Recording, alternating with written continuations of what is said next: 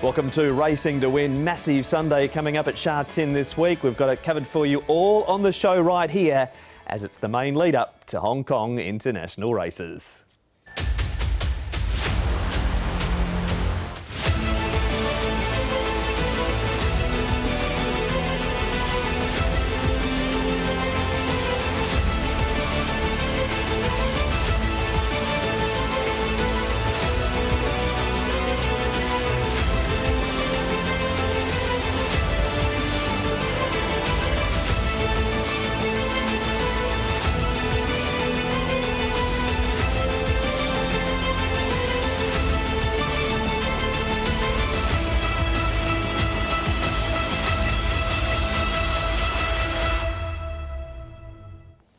The boys are here, Paul and Tom, and I bet that montage has got you hot for the weekend, boys. It certainly has, Mark. Hello to you and hello everyone. We've got, of course, some of the big guns out at Sha Tin over the weekend. Of course, in the sprint, Lucky Swainess back taking on Wellington from a new barn. We've got California Spangle going around, and then, of course, Russian Emperor lining up in the final of the Group 2 races.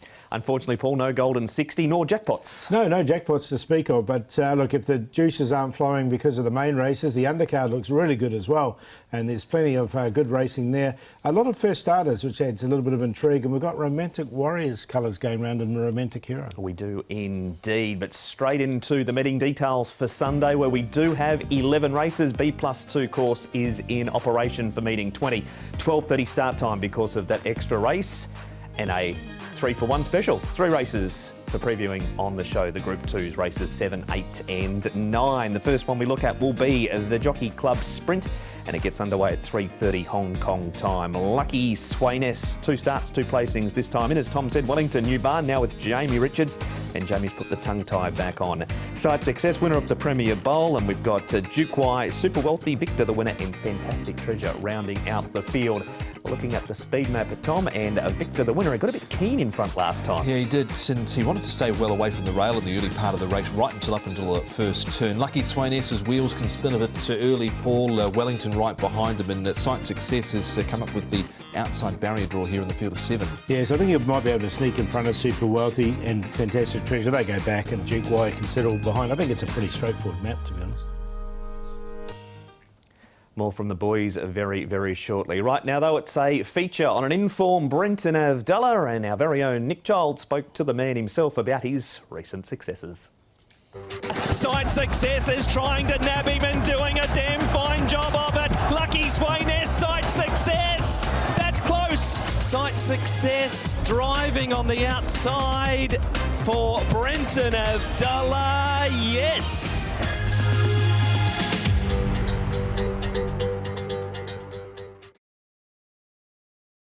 Well, Brenton Avdulla, many thanks for taking the time to chat to us.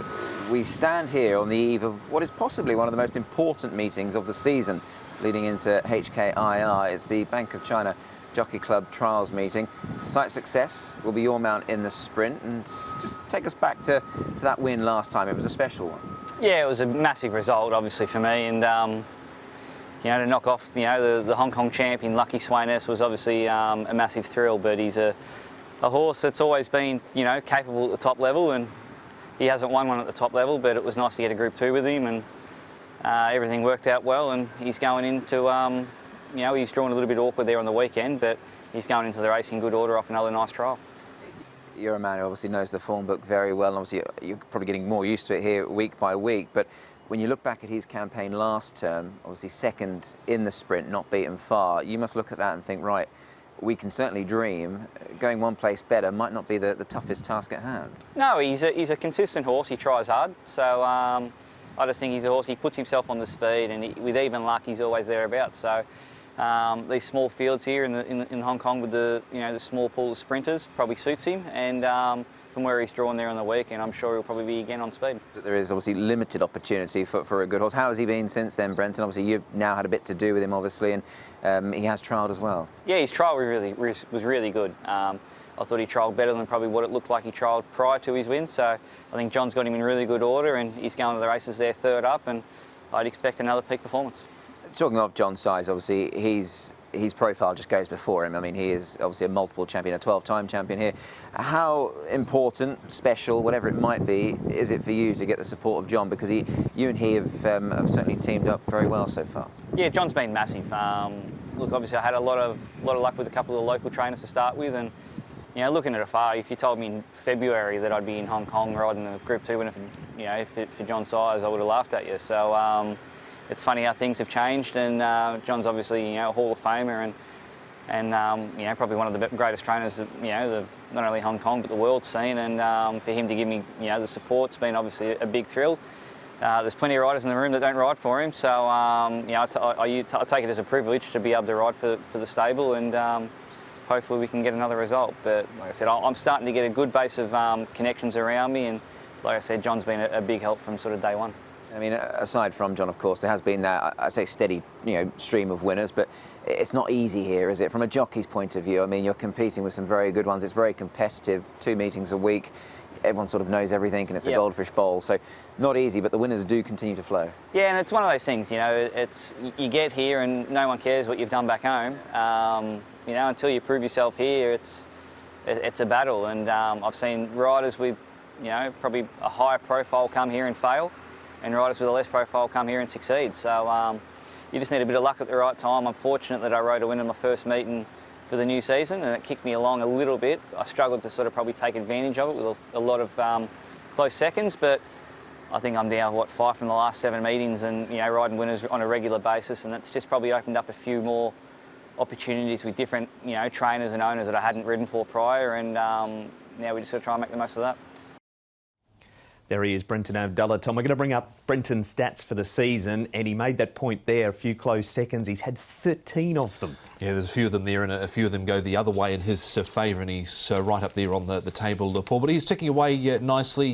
He's a jockey that's definitely going to make it here with the ability that he has in the saddle, and how he can rate a horse as well. Yeah, definitely. And some of those seconds and thirds are big prices. So it's showing that he can get horses that aren't favoured in the markets to run well, and that's a really good sign. And so I'm sure that win percentage is going to go up pretty quickly. His top 3 percentage is actually quite good if you work it out for the maths. Now, looking at what has happened for winners going forward from the sprint, Paul, it hasn't notoriously been a great race. Yeah, well, look, Lucky Sweynesse obviously was unlucky in the sprint. Lucky Patch fell in the sprint, so they haven't had much luck, those 2 horses.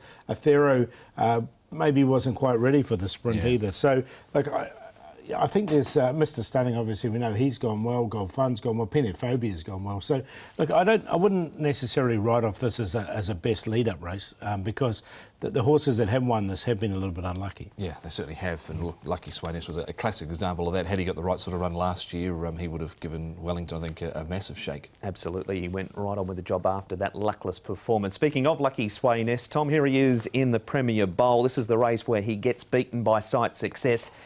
And this is the winning of the race where Brenton kicks up on Sight Success just to keep him out there a little bit longer. Yeah, and you can see the front horse as well. Victor, the winner, wanted no part of the rail in the early stages there, and Brenton just slid out and kept Zach out.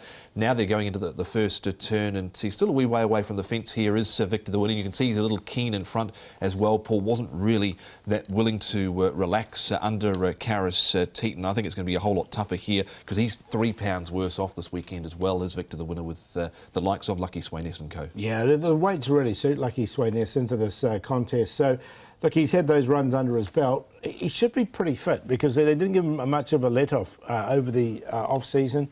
So, as long as that doesn't come back to haunt them, then I think we'll see the real Lucky Sweynesse coming up on the weekend. Interesting to hear Zach say that he reckons his fitness has improved, and a few sort of judges around the trap saying that maybe he wasn't totally screwed down for that last run in particular. And let's not forget his first run was run on a rain-affected track, which didn't suit him either. Absolutely. He did have 135 pounds on that rain-affected track against a lightly weighted Victor, the winner. You've seen plenty of his track work, Paul. How's he done since that race? He's had plenty of it. So, look, as Tom said, he should be screwed down a lot more for this particular race. And you can see the work's fine. He just goes through the motions on a straight one. I think if he was to be beaten this week, there might be a few alarm bells in the camp. Wellington, Tom, he's a newcomer for Jamie Richards. given him a number of trials up at Chung Fa, something that the horse has never had before, and he sustains a long, wide run on this morning at Sha Tin. We know he's got a very good fresh record. He's 3 wins from 4 starts, fresh Wellington. He's coming back, of course, running out of Royal Ascot there, where things just didn't go right. He whacked his head on the superstructure of the gates, and so that was his chances basically done and dusted there. He's trialled nicely, Paul, but whether he's 100% first up with a new trainer, a different preparation, I'm not totally sure. Yeah, I think Chung Fa's been good for him because he's gone over and he's had that trip away to Ascot. He's come back and he's away from the hustle and bustle. And I think Jamie's really just taken his time with him. He's got that good fresh up record, so he should run well. But his grand final is going to be in December for sure. He's a 7-year-old now. He is indeed. Speaking of running well, Duke Y out of the Pierrong barn, Paul, they are all running well. This is a trial with Beauty Eternal, and this horse does not know how to go a bad race. No, he doesn't, does he? He's so consistent, this horse, Duke Y. Another one that's been got the air miles, having travelled this season as well. So, look, he's going well. There's no problem. He's barrier number 3. Whether he's good enough to beat Lucky Sweynesse and Wellington, I'm not so sure, but the trial was good enough. Yeah, it certainly was. He's always consistent. He's 4 pounds worse off at the weights this time round for that 1-length beating with the Sight Success, so he just needs to improve that a little bit more. Whether he can as an 8-year-old, that remains to be seen. We will find out on Sunday afternoon, but right now we will find out Paul's selections. I think it's easy as 1, 2, 3, 4 in this. Lucky Sweynesse, I think he can step up now. This is a real acid test for him. Wellington with a good fresh record. Sight Success is going nice, as is Duke Y. So with the handicappers here, 1, 2, 3, 4. Yeah, I've gone 1, 2, 3 and 6 for the sprint. Lucky Sweynesse just over Wellington. Sight Success off his last start winning performance on the Premier Bowl and his trial, and also over Victor the Winner. Hopefully he can relax in front. He will be at the top. So 1, 2, 3 and 6. There you have it. That is the preview for the sprint. Coming up after the break on this extended version of Racing to Win, we'll preview the mile featuring California Spangle, Beauty Eternal, and last season's Derby winner in Voyage Bubble. He makes his return.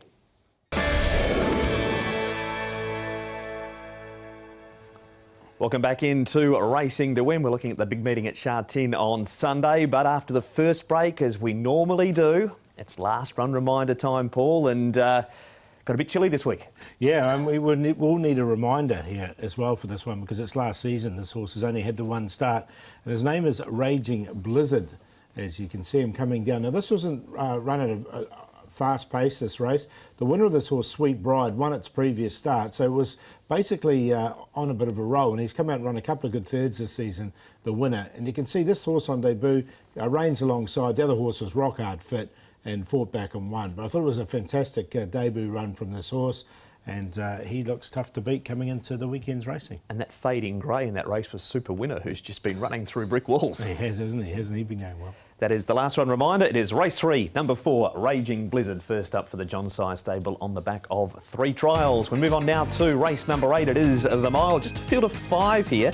And California Spangle, last start winner of the Sha Tin Trophy. Beauty Joy, he has formed behind California Spangle. Celebration Cup winner is Healthy Happy last time. Voyage Bubble, he's first up for the season. And Beauty Eternal has had 2 trials since we last saw him.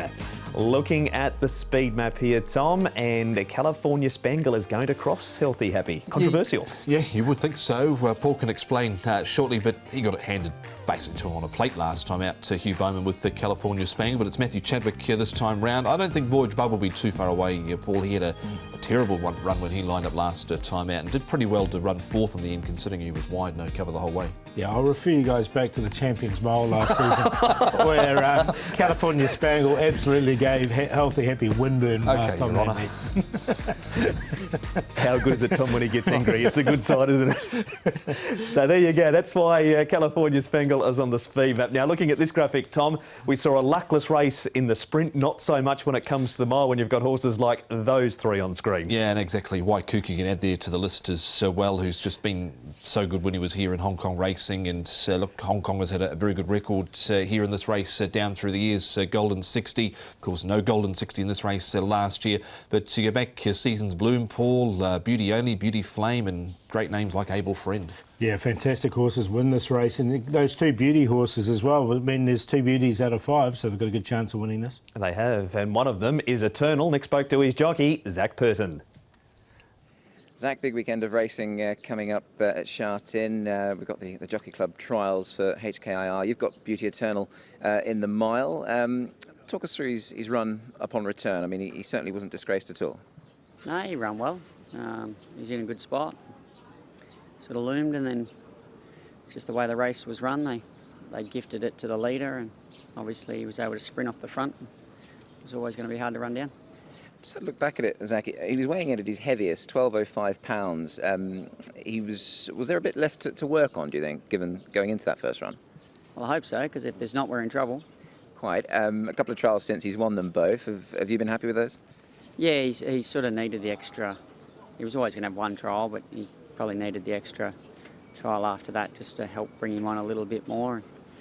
You know, with all the sizes horses, they generally progress through their preparation, and if his body weight was up for his first run, hopefully it's back to somewhere where it needs to be now. Absolutely. Just on the decision, of course, now, was it a bit of sort of head-ruling heart, given the choice you had to make? I mean, never an easy one, I know, but was that perhaps the case going forward with him, that he has got that sort of upward mobile-looking sort of profile? Well, I hope so. It's always hard with the 4-year-olds because, you know, you're hoping that they're going to improve and take another step. And there generally is one that does it, and hopefully he's going to be that one. And if he's not, well, it's not going to go my way, is it? On official ratings, I think local ratings, he's got £13 to find with California Spangle. Do you feel that this year he can sort of broach that gap and find the necessary improvements, sort of mix it with those horses rated a bit higher? Well, I'm hoping so. You know, you don't know if they're going to take that step until they're put under competition on race day, but yeah, he was one that was there that might have been able to do it. It's up to him now. Size of the field as well, obviously well documented. They've been small fields. I guess it does become a tactical affair, but with your fellow, do you feel you've got the right sort of, you know, tactical awareness with him that you can sort of handle a smaller field? Yeah, it just comes down to barriers, really. You know, that's always the key to these small races. We'll see how he breaks and just ride him accordingly. Zach Purton on Beauty Eternal. We're going to stay with the Sha Tin Trophy now, Paul, and look back at that race once again. And this is our focus horse, California Spangle. New rider and Matthew Chadwick, of course, Hugh Bowman out injured. And as Tom said, they got the plate, they put the roast on it, the peas, the carrots, the broccoli, side of jus, and just handed it to him. And he stole it. He stole the silverware on the way home as well. Absolute, no one's going to beat him down the straight, was he?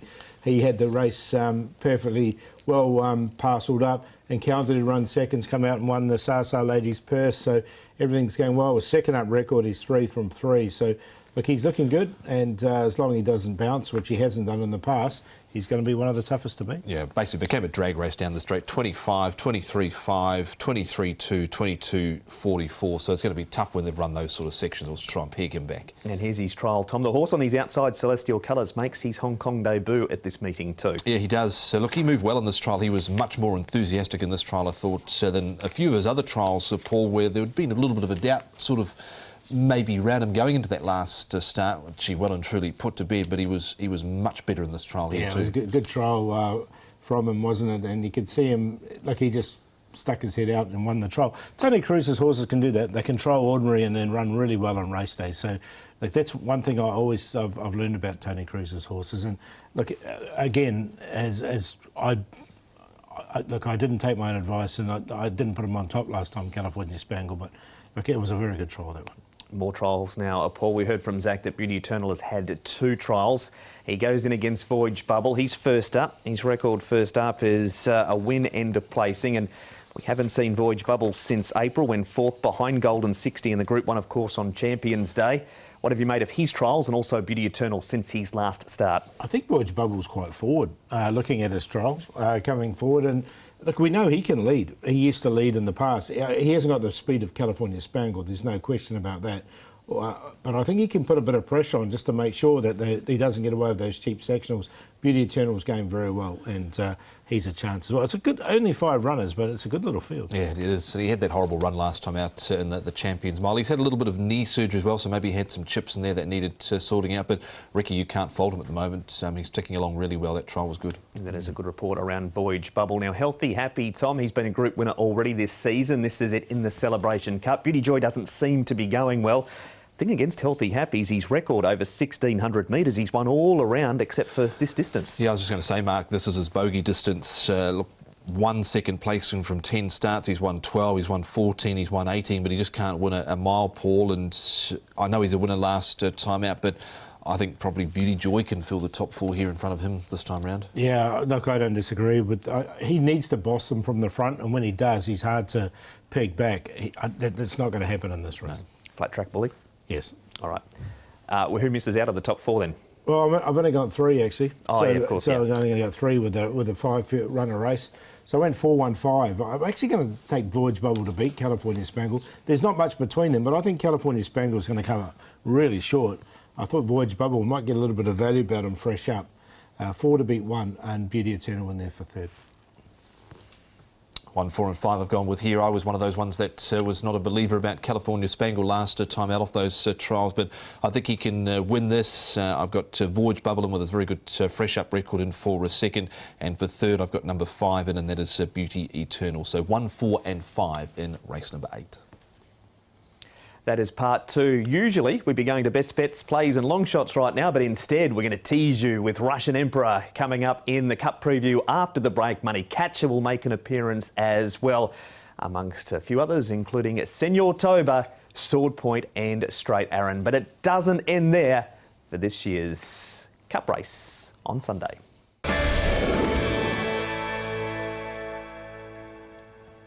Welcome back to Racing to Win. The Bank of China Hong Kong Jockey Club Cup is the 3rd race that we preview on the show, and it is race number 8, gets underway at 4:40 over the 2,000 metres. Russian Emperor, he is a Group 1 winner over this distance in the City Hong Kong Gold Cup. Senor Toba goes up in distance. 5G Patch, he's a 2-time course and distance winner. Glorious Dragon has had 3 trials prior to his resumption. Beaten favourite last time, Sword Point seemed to have his chance. La City Blanche is racing well without luck, and Nimble Nimbus was scratched on the 5th of November with a lame left hind. He comes here without a trial following that scratching. The boys aren't here. We better go and find them because they found themselves a new toy to play with for the speed map.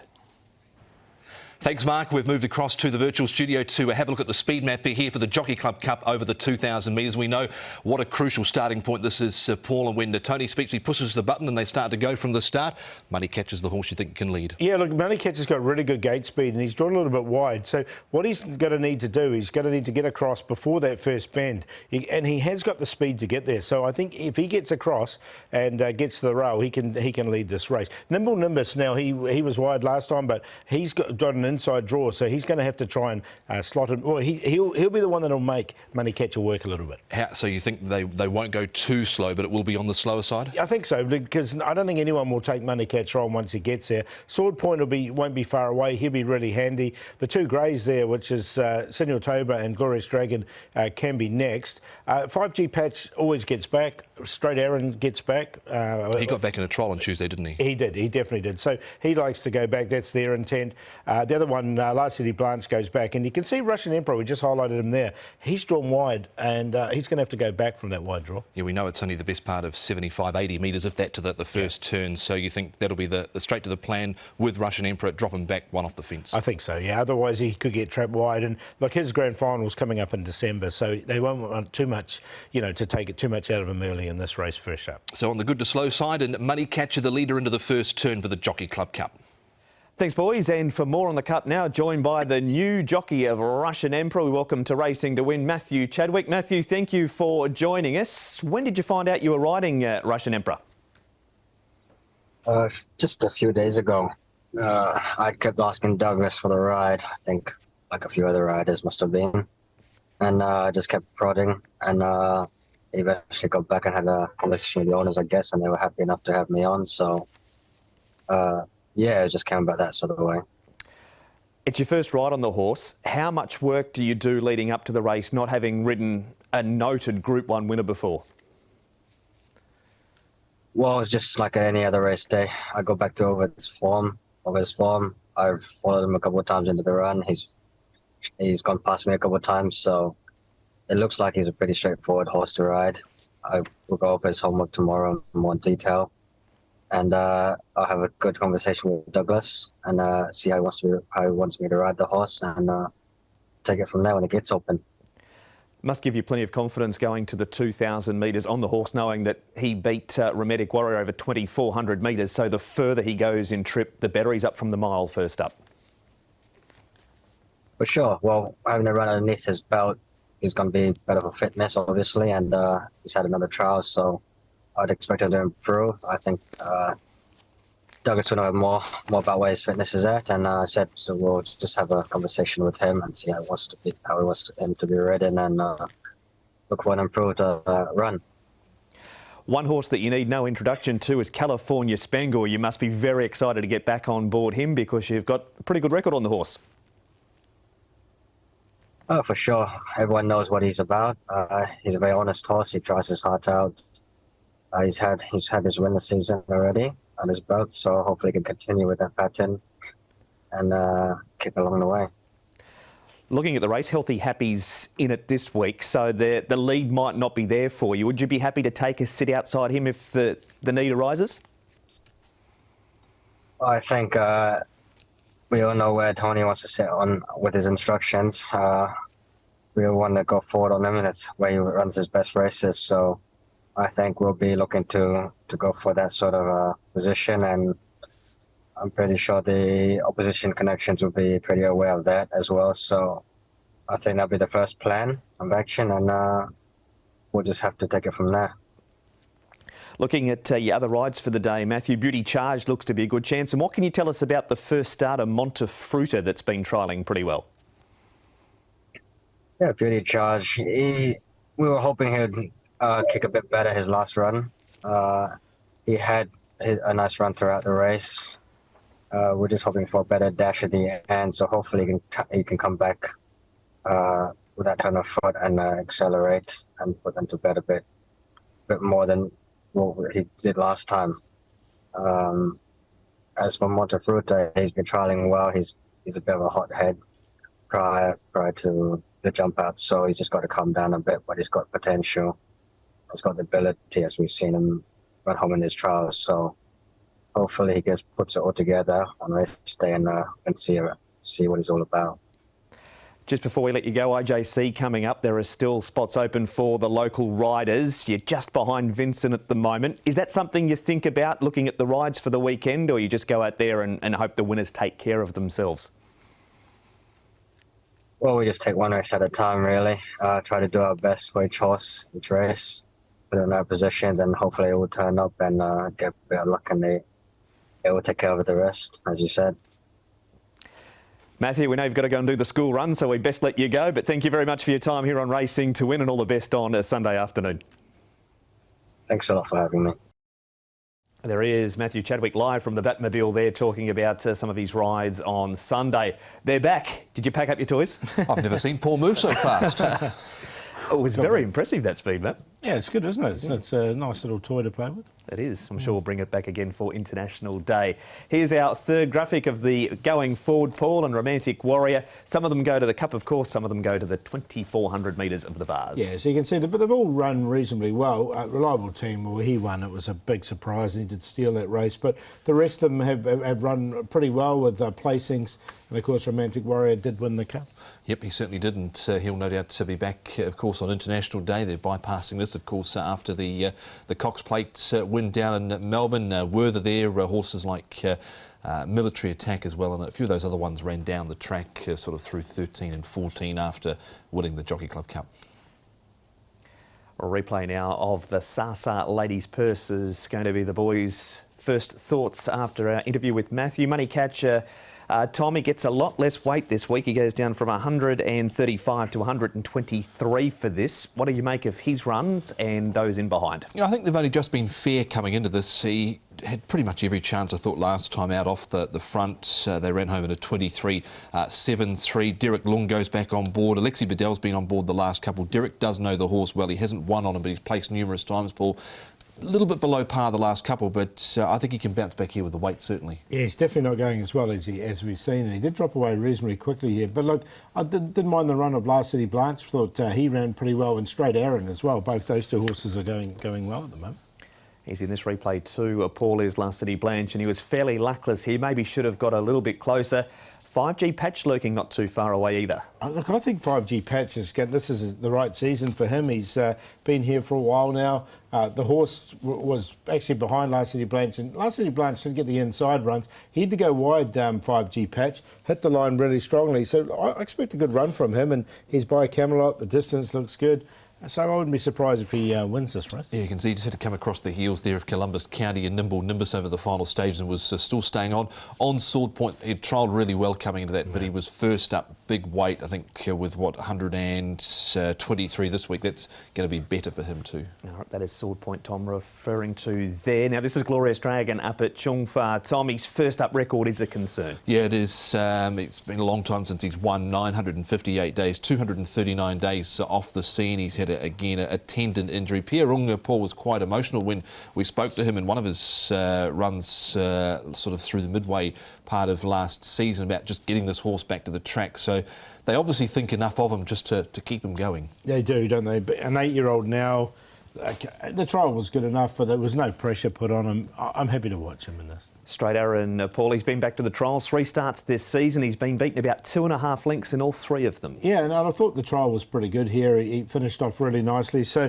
look, I'm going to include Straight Aaron. I wouldn't be surprised if a forward showing from him here. I think back up to 2,000 metres is going to be a big plus. You can see he's not really been asked for too much behind him in this trial. He had the mouth open, was a little bit keen in the early stages, but there was no pace on over the 1,200 metres. So I'm expecting him to run really well here off this trial, which was only on Tuesday morning.